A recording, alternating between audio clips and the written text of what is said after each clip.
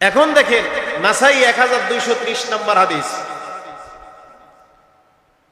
عن انس بن مالك رضي الله عنه قال قال رسول الله صلى الله عليه وسلم হযরত আনাস ইবনে মালিক রাদিয়াল্লাহু তাআলা আনহু বলেন, আল্লাহ রাসূল সাল্লাল্লাহু আলাইহি ওয়াসাল্লাম ইরশাদ করেন, আল্লাহ রাসূল বলেন, মান সাল্লা আলা ওয়াহিদাতান, যেই ব্যক্তি আমি নবীর উপর একবার দুরূদ তেলাওয়াত করবে। কয়বার? আবার বলেন, একবার।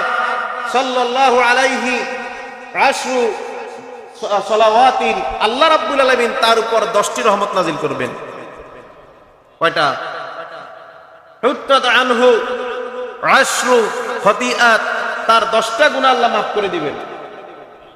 কয়টা গেল? তাহলে 10টা রহমত নাজিল করবেন একবার দুরূদ পড়লেই। এরপরে বলছি কি, 10টা পাপ তার খাতা থেকে, আমলনামা থেকে কেটে দেওয়া হবে।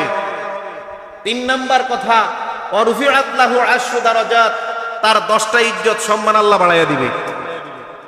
তাহলে কয়টা ফ্যাসিলিটি পাওয়া গেল? 30টা। কথা কয় না? দুরূদ পড়লেন কয়বার? একবার। একবার দুরূদ পড়লে আপনি কয়টা ফ্যাসিলিটি পাইলেন?